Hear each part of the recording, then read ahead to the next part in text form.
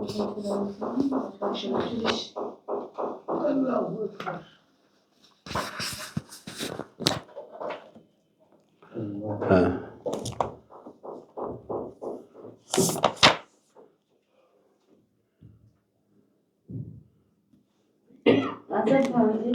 মানুষের বন্ড কিনে না মানে কি জানি বলা যায় সঞ্চয়পত্র, না না সঞ্চয়পত্র এই সঞ্চয়পত্র একটা ক্লজ আছে এখানে লেখা আপনার এই অর্থ আপনাকে যে মুনাফা দেওয়া হবে সেই মুনাফা যে কোনো সময় কমাতে এবং বাড়াতে বাংলাদেশ ব্যাংক আপনি এটার সাথে অ্যাগ্রি আছেন কিনা সেটা বলতে হবে। আপনি যদি না বলেন তাহলে উনি আপনাকে বন্ড কমায় দেয়। এই ফ্যান একটু ছাড়ো, এইটা ছাড়ো অল্প করে, একদম ছাড়া যারা দেখো দি। এখন অনেকেই টাকা নিতে পারে না, টিভি দেখে দেখা যায় যে সে এত কান্না কাঁদে টাকা দিতে পারে না। এখন ম্যাক্সিমাম টাকা যারা জমাচ্ছে না, শুধু না টাকাটা তার টাকা চাচ্ছে, ব্যাংক দিতে পারে না। 10,000 20,000 দেয়, 2 লাখ 1 লাখ দেয় না, ঘুরতে গেলে পায় না। এখন দেখবেন ওই টাকা জমানো যে কোনো ভাবে আল্লাহ বলছে জমানো, ওই যে ওখানে ওই আপনার সেই শেয়ারে একেবারে আবার কয়েক বন্ধু শেষ, সারা জীবন আর উঠতে পারবে না। 1 কোটি 1.5 কোটি টাকাও চলে গেছে তার জমানো। তো ওই ওখানে ওই মানুষের দিকে দাঁত ধরে নেবে, তো সে তো জুয়া খেলতে গেছে কতটা অন্যের হাতে টাকা, অন্যের হাতে টাকা নিয়ে গেছে। এখন অনেকেই মানে নিজের টাকা নিতে পারে না। সে তো ঠিক আছে, আমি বললাম তো এই যে পরিণতি, যার যে পরিণতি সেটা কি এনেছে, কথাটা বুঝে নাই। আমার একটা প্রবলেম, আমি টাকা আমার জমানো, ওরা 50% ব্যাংক থেকে কেটে আর 50% লোন যা আগে নিছে ওটা ই করে বাকি যে টাকা আমার লোন দেয় না। আমার টাকা জমা আছে, আমি 1,06,000 টাকা চাইছিলাম, হয়তো আমার 1.5 লাখ বা এরকম জমা আছে, দিলে না। এই আমাকে দেয়, খুব ভালো টাকাই দেয়, খুব ভালো করছে। ব্যাংকেও অনেকে টাকা পায় না। তো জমানো তো যে কোনো অর্থে আল্লাহ যারা নিষেধ করছে সেটা তো অবশ্যই সেটা কোনোভাবেই। চলো আমরা এর একটা সমাধানে যাই। আমরা যে প্রসঙ্গটা, হ্যাঁ এই প্রসঙ্গটা আমাদের একেবারে আকস্মিকভাবে উঠে পড়েছে প্রসঙ্গটা, হ্যাঁ এই প্রসঙ্গটা নিয়ে এটা আমাদের ইয়া নয়, হ্যাঁ আমাদের এই মানে আমাদের যে রীতিমতো পাঠ সেই পাঠের সাথে এটা যায় না, তারপরেও আকস্মিক। হ্যাঁ হ্যাঁ তারপরে দেবার কথা সূরায়, আমরা সূরা আল ইমরানের আমরা লা তাকুল রিবা আদাফা মুদাফা, চক্রবৃদ্ধি হারে সুদ খেও না, এই কথাটা এসে যাওয়াতে সুদের প্রসঙ্গটা এসে গেছে, এই চক্রবৃদ্ধির প্রসঙ্গটা এসে গেছে। এখানে আমি এমন একটা অদ্ভুত আয়াত এখানে প্রেজেন্ট করতে চাই যেটা সহসা বুঝে উঠবে না তোমরা। যেমন এখানে আল্লাহ বলেছেন ওয়ালা তুতু আসসুফাহা আমওয়ালাকুম, 5 সূরা নিসার আয়াত 5। আরো কমাও, এই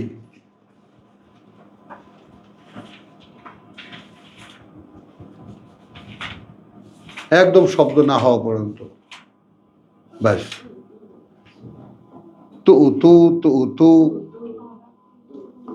আসসুফাহা, মানে আমরা যদি কোরআনের এক একটা আয়াতের ব্যাপ্তি এবং পরিধি সম্পর্কে নিয়ে একটু চিন্তা ভাবনা করি তাহলে যেটা পাওয়া যায় যে তোমরা দিয়ে দেবে না মূর্খদেরকে তোমাদের সম্পদ।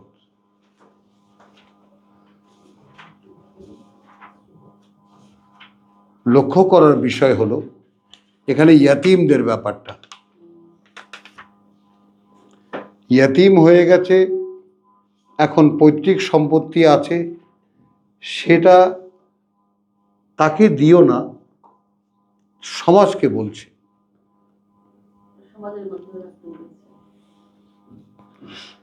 আব্দুল সত্তার বুঝতে পেরেছ? সমাজকে বলছে ওয়ালা তুতু আসসুফাহা আমওয়ালাকুম, তোমাদের সম্পদ। খেয়াল করো, মারা গেল একজন লোক, তার রেখে যাওয়ার সম্পদ সেটা তার উত্তরাধিকারে দিতে নিষেধ করছে সমাজকে। সমাজকে বলতে এটা তোমাদের সম্পদ। মিলাতে পারবা?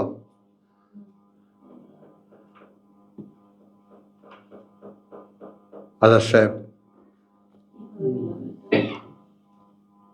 এবং আল্লাতী জাআলা আল্লাহ লাকুম কিয়ামান, যেই সম্পদকে আল্লাহ করেছেন তোমাদের অবস্থানের জন্য, তোমাদের টিকে থাকার জন্য।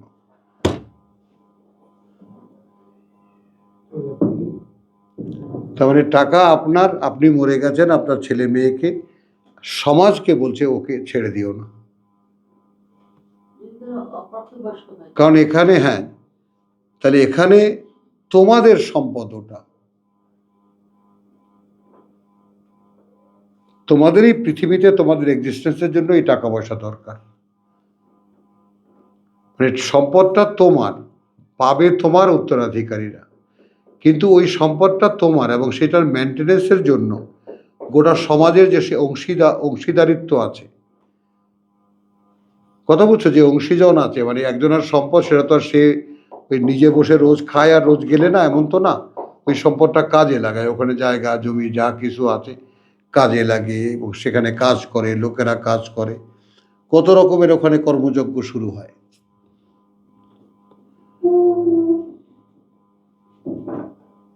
বুঝছো কথাটা?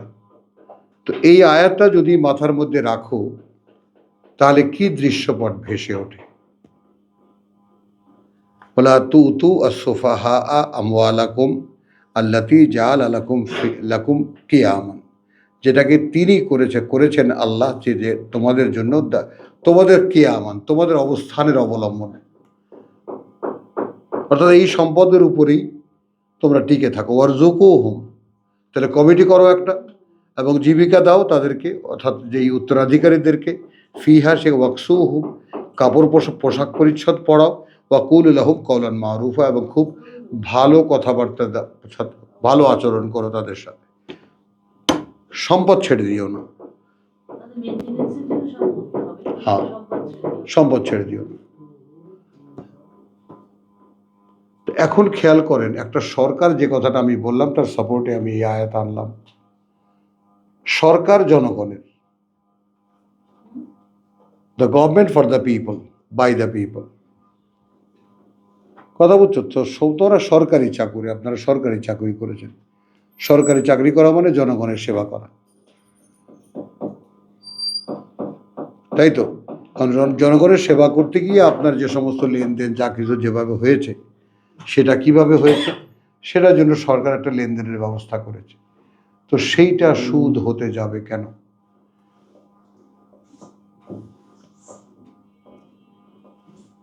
একটু বিবেচনার জন্য আমি বললাম। তো এখন যদি এইখানে আমি যেটা, তুমি সারা জীবনের চাকরির পরে যে বেনিফিট হিসেবে যে টাকাটা তুমি পেয়েছো, সেই টাকাটা দিয়ে তুমি ব্যবসা করতে গিয়ে তুমি ফকির হয়েছো ডাইরেক্ট। এক মিনিট, এখন তোমার ভাই যদি এখন আশঙ্কা করে যে এই সম্ভাবনা আমার ক্ষেত্রেও থাকবে, আমি এখানে যাব না, কারণ আমি জানি না ওই টাকার ব্যবহার। টাকার ব্যবসা কি, যে টাকার ব্যবহার জানে, টাকাকে ব্যবহার করে টাকার ফলাফল তুলতে পারে, টাকা থেকে রস বের করতে পারে, এই তো ব্যবসা। তো তুমি তো এটা জানো না, তুমি জানো না বলে টাকা কি করবো ভাই, আমি ব্যবসা করবো, আমাকে দেন, বাস তুমি তাকে দিয়েছো, সে গায়েব করে দিয়েছে।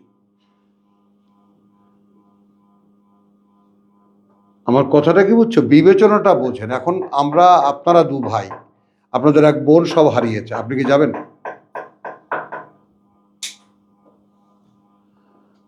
বলো, সেখানে রাষ্ট্র যদি তোমাকে বলে যে আমি তোমার টাকার হেফাজত করছি, গ্যারান্টি দিচ্ছি, টাকা থাকবে, এবং সেখানে টাকাটা আমি ব্যবহার করব, ব্যবহার করে তোমাকে আমি 2-4টা টাকা দেব, আমি ব্যবহার করে তোমাকে সেখান থেকে আমি 2-4 টাকা দেব। এইখানে একটা সুন্দর ইয়া আছে, শরিয়তের যে সুদের ব্যাপারটা, শরিয়তের সেখানে যে ডিটেলটা আছে, যেমন জমি বর্গা দেওয়া, জমি বর্গা দেওয়ার ব্যাপারটা এইরকম যে তুমি জমি বর্গা দেব আমি, সেখানে তুমি ফিক্স করতে পারবা না যে তুমি এত অংশ আমাকে দেবা, যেটা আমরা করি। তো সেটাই আমি গ্রামের মানুষের কাছে জিজ্ঞেস করেছিলাম যে জমি বর্গা দেওয়ার মতো এরকম নাপাক কাজ, হারাম কাজ আপনারা তো করেন। এমনকি একেবারে আমাদের যে ইমাম আবু হানিফা, তিনিও এই জমি বর্গা দেওয়ার ব্যাপারটা একদম হারাম করে গেছেন। জমি বর্গা দেওয়া কোনোভাবেই জায়েজ নয়। আপনারা তো দিয়ে খাচ্ছেন, তা দিয়ে হজেও যাচ্ছেন। একদম পরম নিয়ামত মনে করতেছেন আপনারা বর্গা দেওয়া টাকা। হ্যাঁ, আর ধরো মূর্খ মেয়ে মানুষ, বর্গা বোঝো না। মানে জমি বর্গা মানে তোমার জমি আমি নিলাম তোমার কাছ থেকে, দাঁড়াও, 1 বিঘা জমি আমি কৃষক, আমি নিলাম, তো তুমি বললা যে তুই কিন্তু এবছর আমাকে 10,000 টাকা দিবি। লিজ দেওয়া বর্গাটা লিজ, আর বর্গা যে নামেই বলো, বর্গাটা হলো চাষ করে উৎপাদিত ফসলের অর্ধেক। অথবা সেটাই তো বললাম। হ্যাঁ, এখন এখানে এটা নগদে চলে আসছে। হ্যাঁ, এখন হচ্ছে যে এক বছর ওই সমস্ত ঝামেলা, কবে তুই ফসল টসল কাটবি, কবে অর্ধেক দিবি, ওর দরকার নেই। তুই 10,000 টাকা দিবি, আমার ফসল 20,000 টাকার ফসল হবে, 10,000 টাকা আগে দিয়ে দেন। কটে দাও বলে আমার শাশুড়ি দিত। না না, ওটা আলাদা জিনিস। এটা কি? ওটা সেই 7 বছর। আবার ওই বিতর্কে যেও না। আচ্ছা, ঠিক আছে। কোশ্চেন হলো এইটা, মানে এই টাকা ডাইরেক্ট হারাম। উন্নয়ন করে মাথা রাখে কারণ আমার জমি নাই। হ্যাঁ, বুঝছো? তো এখন এইখানে তুমি দেখো, খেয়াল করো যে কথাটা আমি বললাম, যে দায়িত্ব সরকার নিচ্ছে, বলছে যে তোমার টাকা আমি খাটাবো, তো সে খাটাবে কোথায়? রাস্তাঘাট বানাতে খাটাবে, পুল কালভার্ট বানাতে খাটাবে, বিদেশি ঋণ সে দিয়েছিল সে থাকার সুদ শোধ করবে, আমাকে সেখান থেকে 2-4 টাকা দেবে। এইটা সুদ হয় না।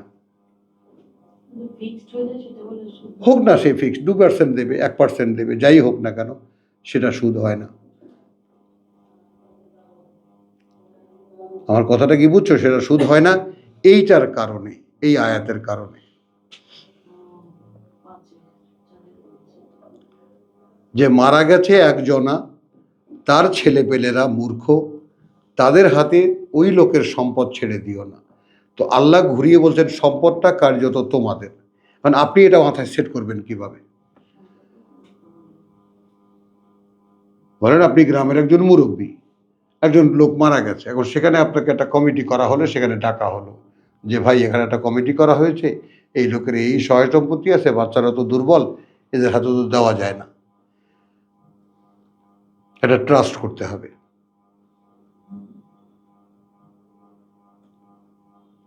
তাহলে আল্লাহ বলেছেন এদের হাতে ছেড়ে না দিতে, ম্যানেজ করবে কারা? যে সেটা আল্লাহ বলছেন জাআলা আল্লাহ লাকুম কিয়ামান, কারণ এই সম্পদ আল্লাহ তোমাদের এক্সিস্টেন্সের জন্যই, তোমাদের এই পৃথিবীতে টিকে থাকার জন্যই করেছেন, তৈরি করা হয়েছে। তিনি নির্ধারণ করেছেন।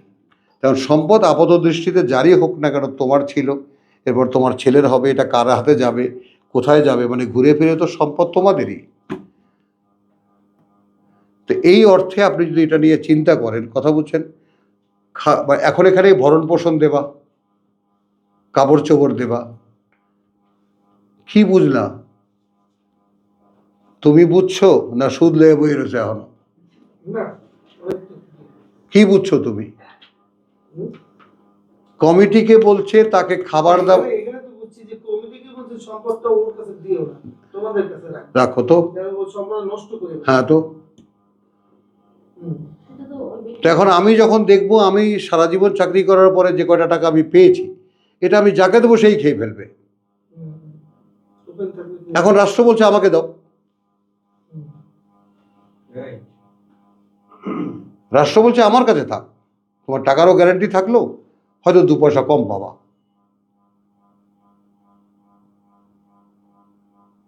তো এখন তো সেখানে এই যে ওদের খাবার দাবারও দেবা, কাপড় চোপড় দেবা, ভালোভাবে কথাবার্তা বলবা, 3টা টার্ম এখানে, উত্তরাধিকারী যারা। পরের আয়াত হলো ওয়াবতালু আল ইয়াতামা হাত্তা বালাগু আন নিকাহ, এবং তোমরা পর্যবেক্ষণে রাখো সেই ইয়াতিমদেরকে যে পর্যন্ত তারা বিয়ের বয়সে পৌঁছায়।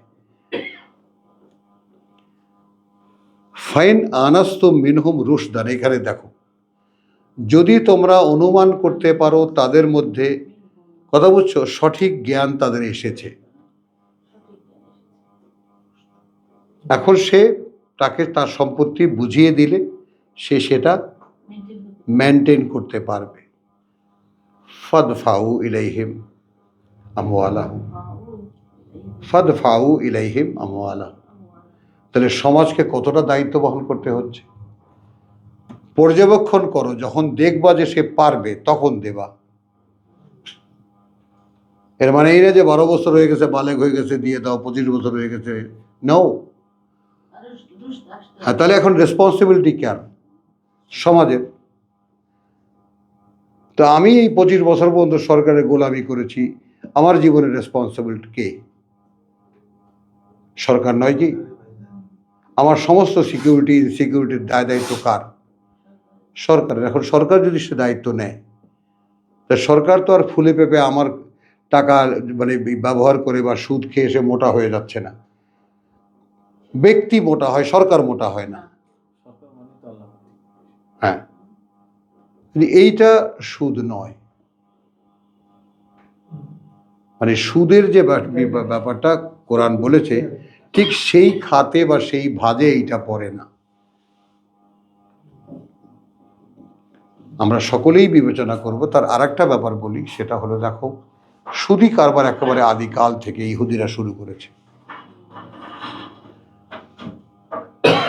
বুঝেছো? এটা একেবারে সমাজের রন্ধ্রে রন্ধ্রে বসানো একটা রোগ। মদিনাতেও হ্যাঁ, যেখানে হ্যাঁ, সুদি কারবার। তো এই যে সুদি কারবার ছিল, আচ্ছা, ওয়ালা তাকুলু হা ইসরাফান। এখন কমিটির কাছে যে টাকাটা বা গার্জিয়ানদের কাছে যে টাকাটা আছে, সম্পদটা আছে, সেটা খেয়ে ফেলো না খুব তাড়াতাড়ি করে, ওয়া বিদারান, অপব্যয় করে, আন ইয়াকবারু, যে ওই বাচ্চারা বড় হয়ে যাচ্ছে।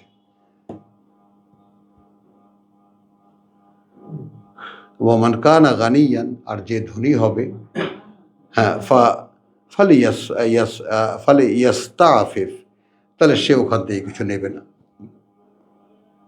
ইয়াতিম লালন পালনের বিনিময়ে সে কিছু নেবে না। ওয়ামান কানা ফাকিরান, আর যে হবে দরিদ্র, ফালিয়াকুল বিল মারুফ, তাহলে সে সেই মরে যাওয়া ব্যক্তির সম্পত্তি থেকে, অর্থাৎ বাচ্চাদের মেনটেনেন্সের বিনিময়ে কিছু নিতে পারে। পেয়েছো? তাহলে সরকার যে তোমার টাকাটা হেফাজত করবে। আজাদ সাহেব, আপনি হিসেবের মানুষ, আপনি একটু হু হা বলেন, আমরা খুশি তো হই। হ্যাঁ, না, কম্প্রোমাইজিং মেন্টালিটির কি আছে এখানে? ম্যানেজমেন্ট। মেন্টালিটি কেন বলবা তুমি? This is management. এখানে আল্লাহ কিসের সাথে কম্প্রোমাইজ করলেন? আল্লাহ তো পরামর্শ দিচ্ছেন। যার যার সচ্ছলতা আছে, যার প্রয়োজন নেই, সে নেবা না।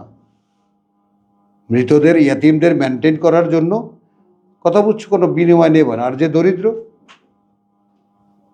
সে নেবে সেই পরিমাণ, যে পরিমাণ তার প্রয়োজন।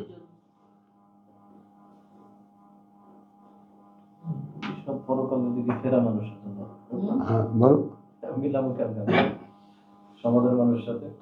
ওয়ামান কানা ফাকিরান ফালিয়াকুল বিল মারুফ ফাইদা দাফাতুম ইলাইহিম, অতঃপর যখন দিয়ে দাও তাদেরকে পয়সা বা সম্পদ, আমওয়ালাহুম, তাদের সম্পদ, ফাশহিদু আলাইহিম, তাহলে এই ব্যাপারে সাক্ষী রাখবা তাদের বিরুদ্ধে বা তাদের উপরে, ওয়াকাফা বিল্লাহি হাসিবা, যদিও আল্লাহ যথেষ্ট হিসাব রাখার ব্যাপারে। আলহামদুলিল্লাহ, ওয়া মা আলাইনা ইল্লাল বালাগ।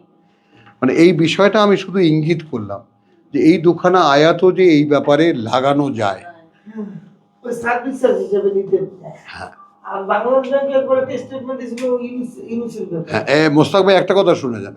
আমার বাবার যে ইসলামিক ইকোনমিক্স লেখা, ইসলামী অর্থনীতি, সেখানে এমএন হুদা ছিলেন ঢাকার, তখন ঢাকা ইউনিভার্সিটির ভিসি। হ্যাঁ, তো তিনি যে মানে মুখবন্ধটা লিখেছিলেন, অসাধারণ। তো এটা যাই হোক, এখন আব্বা দেখিয়েছিলেন যে ব্যাংক সুদ নেয় কেন আর সুদ দেয় কেন, তার তো সার্ভিস চার্জে সে ভেসে যায়। সার্ভিস চার্জটা নিয়ে তো যথেষ্ট।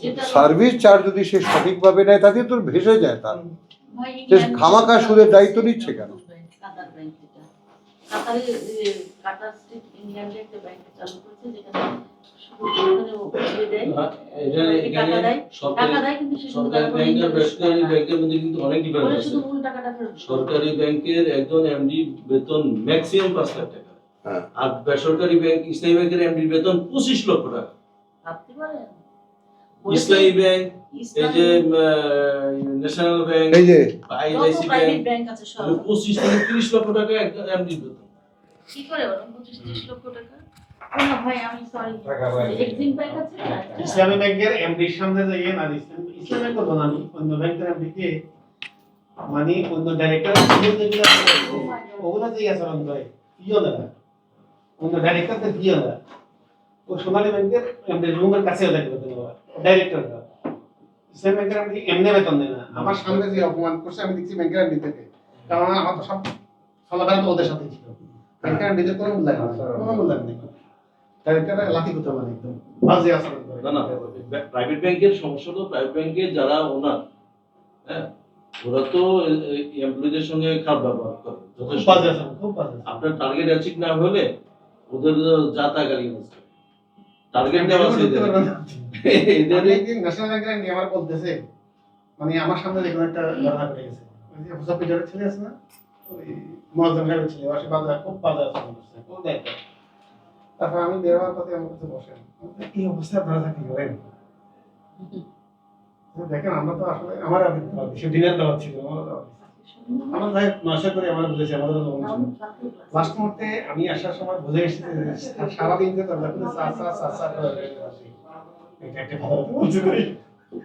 আসলে তো সারাদিন সবাই চা করে না, কিন্তু ডাইরেক্টর কি বলবো তোমার লাগে। এই আজাদ ভাই আমাদের পাশে বসে আছে মেয়েটি, ও কিন্তু সোনালী ব্যাংকের অফিসার একজন, ও আচ্ছা, ও হেড অফিসে বসে আছে। আমার তো কলেজে যখন ছিলাম আমি প্রিন্সিপাল, আমার 28 টাকা ছিল সোনালী ব্যাংকে। ওখানে একটা যে আছে এখানে ইয়াতে না, ওই যে রোমানি ব্যাংক থেকে ভাই আর এটা বন্ধ করো, এখন বন্ধ করো। ভালো, ভাই এখন